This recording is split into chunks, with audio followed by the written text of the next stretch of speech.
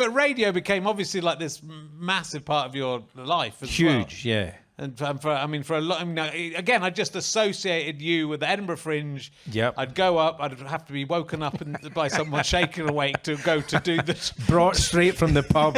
Yeah, basically. Be still drunk and turn up. And try not to swear in front of your elderly audience.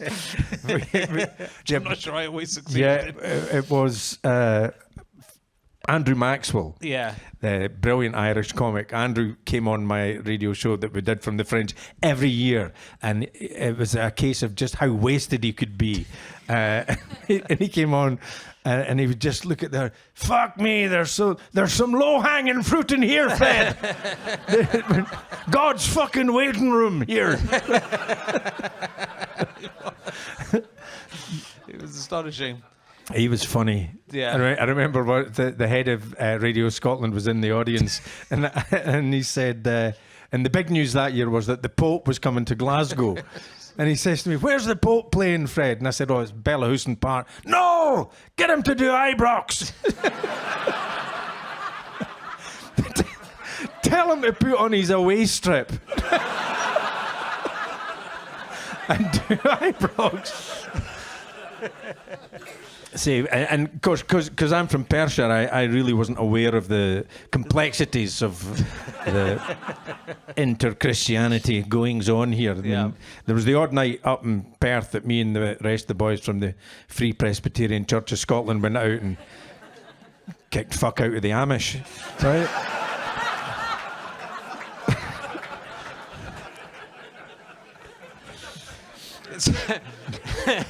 Diet bigotry.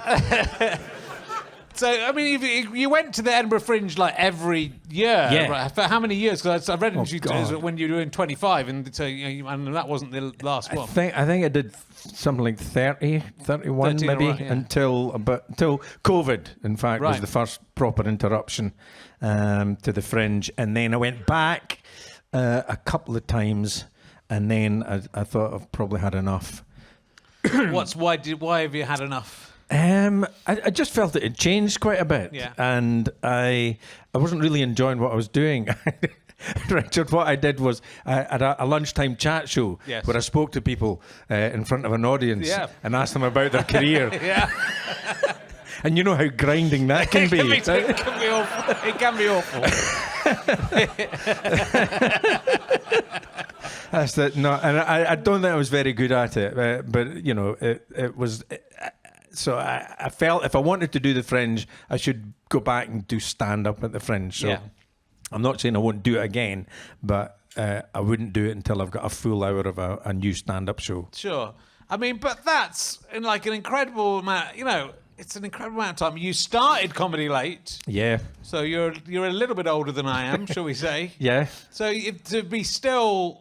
I mean, you look younger than me. I think you're 11 years older than me, which is insane. So you're still kind of thinking, you know, like, let's go and do a stand-up show. That's impressive. I just had a thought. I could. I'm at the age where I could go back and do an hour and go, well, it's new to me. I've never heard it before. But it's, you know, do you feel that you've got the recognition of? I know you have done, you know, this radio show. Because I thought, I've done like 26 Fringes. I'm a pretty big deal. But like you've literally did every single one for all those years. I did, yeah. And sometimes not a full run. No. You know, I just do a few shows or do a big show, just to kind of keep my hand in and keep a presence in the Fringe brochure. But yeah, as far as recognition's concerned, it's. I think the game that we're in, you can't really complain. You know, you get what you deserve, I suppose, unless you're very lucky.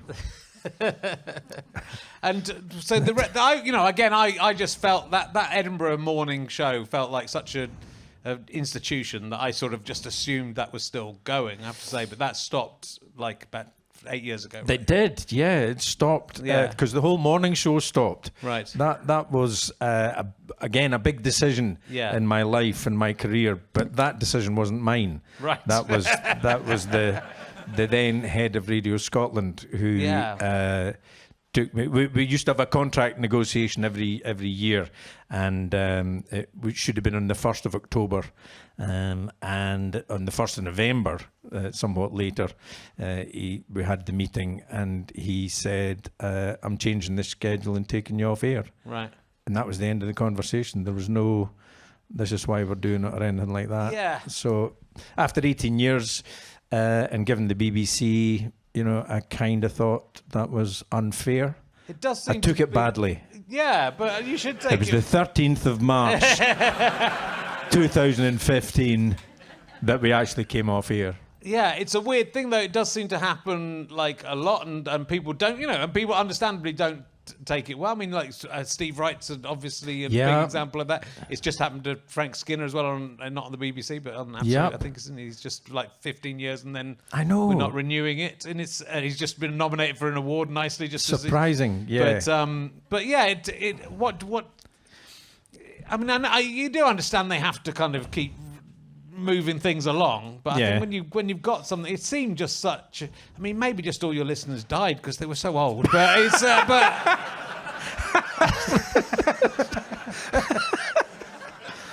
Fred, we keep broadcasting, but there's no listeners. The ones that are still alive have turned their hearing aids down. It's just not working. No, I'd always thought I would do. I guess maybe it's because I worked with numbers for a long time, but I thought, well, if I do it for 20 years, that takes me to the age of 60, and that'd be a nice way to, you know, but they finished it 18 months early, and I went home, and I was disappointed, and Aileen said, "What is it?" And I told her, and she said, "If I could tell you the number of times you've come home from that show and said, 'Fuck, I'm giving it up.'" Yeah, but that's not the point. I mean, you would think they would just, you know, ease. I mean, it just seems so brutal. Like, I think when people have given so much, and then, you know, and it just seems to happen and again. And I'm glad that you haven't then subsequently died as a result of this, which seems to happen.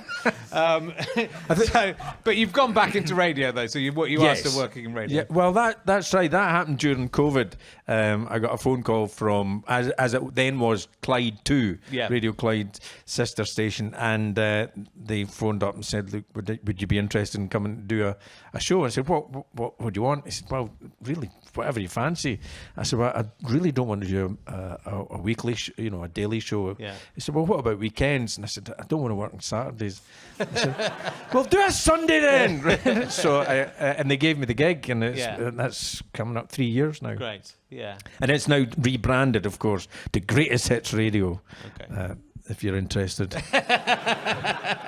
But you're such a natural, a radio presence. I think you're so good at it because you've got that whole. It's difficult, isn't it, to just fill? I mean, a lot of it's like just you. It's difficult to fill the time and be be amusing and interesting. And it's a real absolute skill. I don't think I could do that. The other thing is you hate a pause, right? Yeah. Any dead air is not good air, and I'm sure it's something you've spoken about on your podcast, but.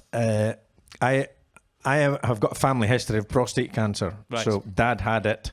My brother is living with it, and I get checked very regularly. And if any of your listeners are interested and you're over a certain age, I mean, really in your 40s, you should start thinking about going to get checked. And there's the PSA test, which really it's not that great a test, but it's worth getting done anyway. You might get a digital rectal examination, DRE. That's just Dr. Dre. Dr. Dre. That's I had no idea he was a prostate specialist.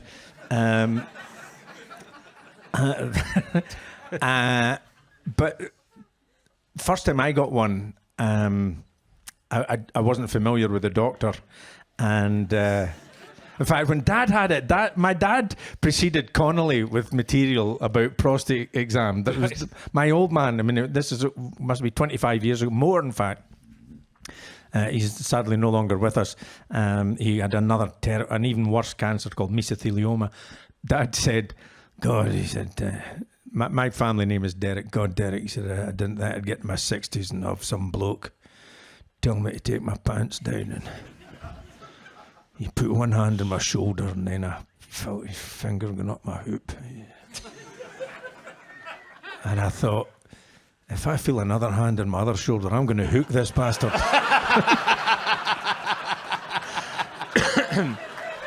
So, but the first time I went for a prostate examination, I had the examination and then you're just kind of pulling your trousers up. And there was a horrible pause. And because I hate a pause, I said, well, I don't suppose that was much fun for either of us. And he looked at me with no sense of humour. He just went, in terms of your medical examination, Mr. MacAulay, I think everything's fine. I said, oh, hark at her. You're the one that had your finger up my arse, right? Getting all hoity-toity. It's got to be weird for them. Like I said last week, the guy who did mine said it's all, just offered it and said I was going in for something else and like saying it's all part of the service, which I think is quite like an MOT. Yeah, just it was. You know, it was fine for me. I don't mind. Do you want me to change your oil filter?